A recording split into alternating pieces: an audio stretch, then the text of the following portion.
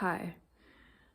So last week I chose the Devil card, and I received during the week a number of, I'll call them reminders as well as insights, because there's that thing of having the same idea kind of circle back around, and hopefully each time there's a little bit more depth to the understanding. But the understanding that I came to, or came back to, is that for me, the cards often function as a reflection or a point of focus for my attention more than anything else. And that does necessitate a degree of contemplation, which most things do better if they have a little bit of contemplation anyway. So, meaning that when I first chose that Devil card, I was thinking, oh, okay, so it makes me a little uneasy, but what is that? What's there? And I only was able to get into a little bit deeper insight into that after I wrote about the imagery in the card and the sensations and feelings that I had arising as the result of looking at that card, or what it actually symbolizes to me. Because if something doesn't symbolize anything, there's no reaction. It's kind of like this idea that is tossed around, that if you get a critical response to your art or whatever form of expression you're using, it's better than no response, because then at least you know it's provoked something. And you could argue that your critics would do well to examine their critical response.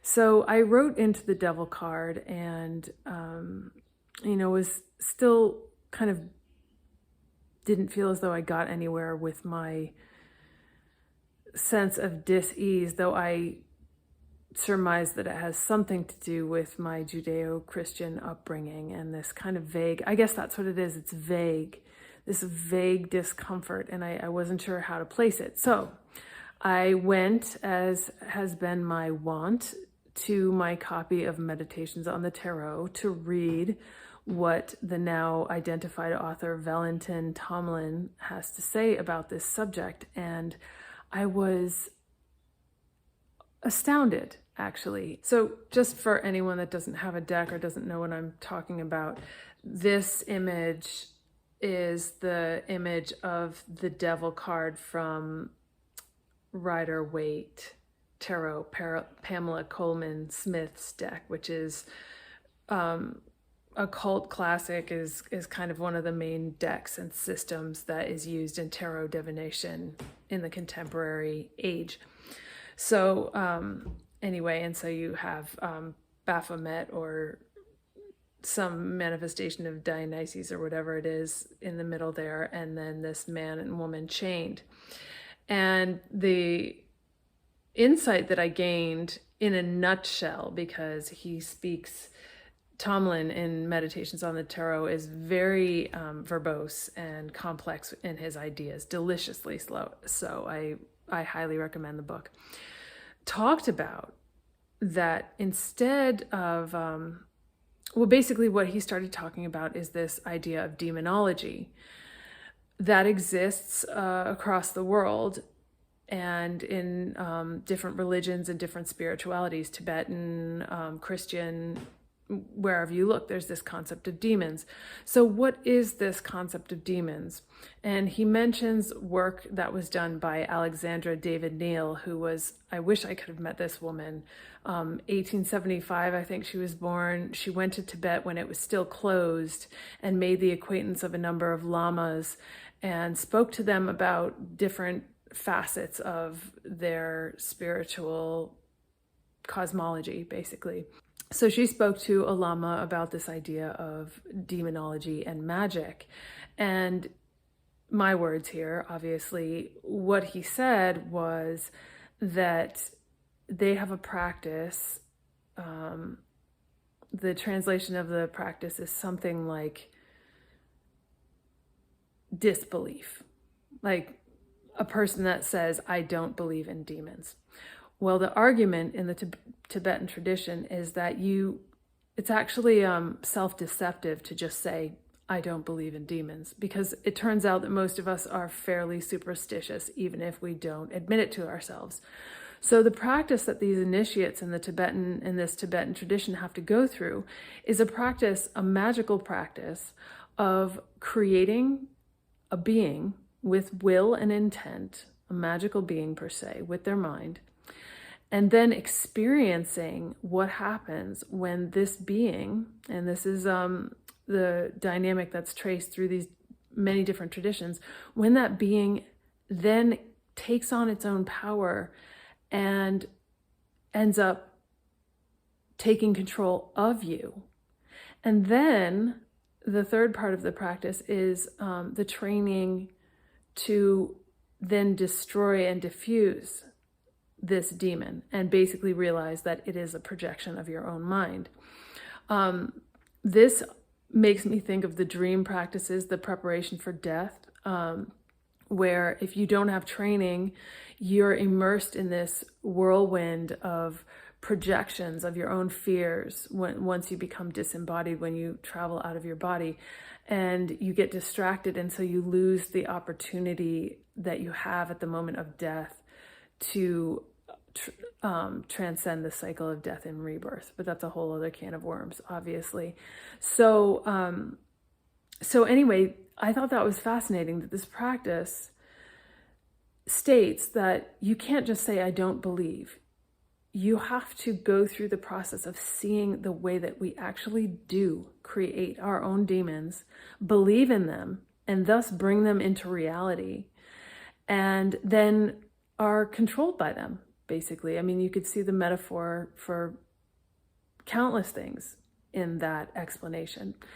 Another dimension of this that I found fascinating is that of the egregore. I'm not sure if I'm saying that right, egregore. And that would be a collective version of this. So, for example, the collective Christian idea of the devil, which was created out of an image of a pagan god.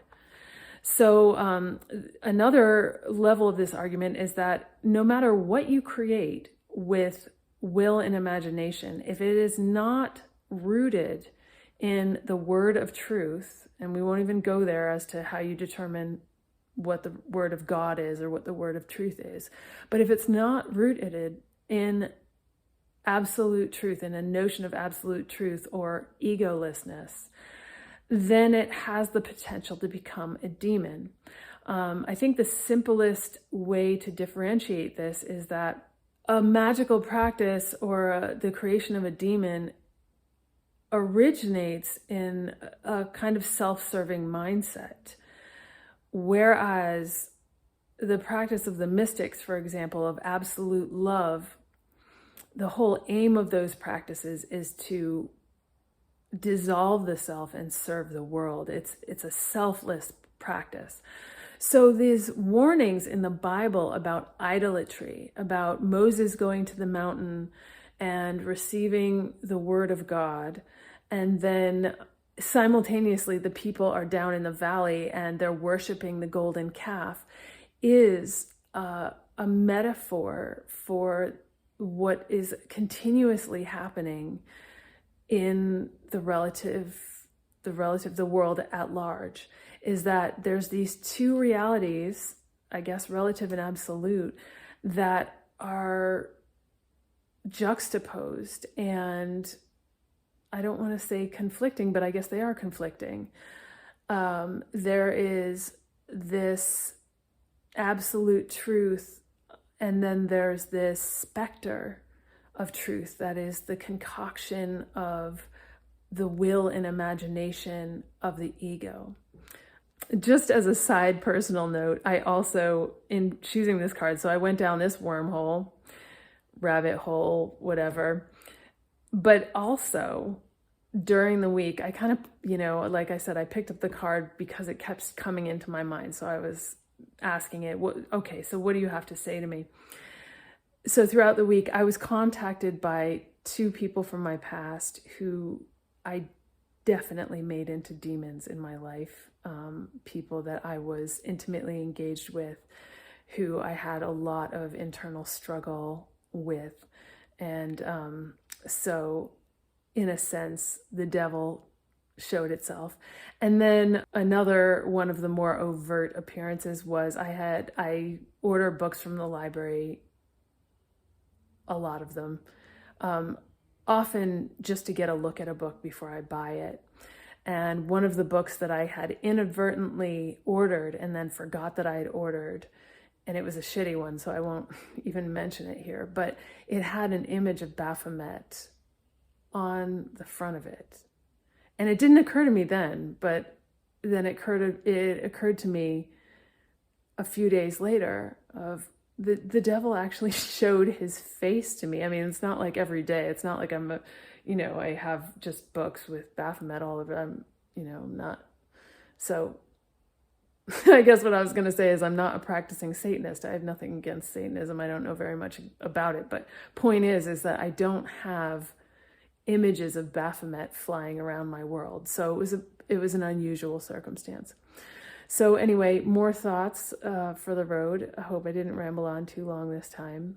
Okay, bye now.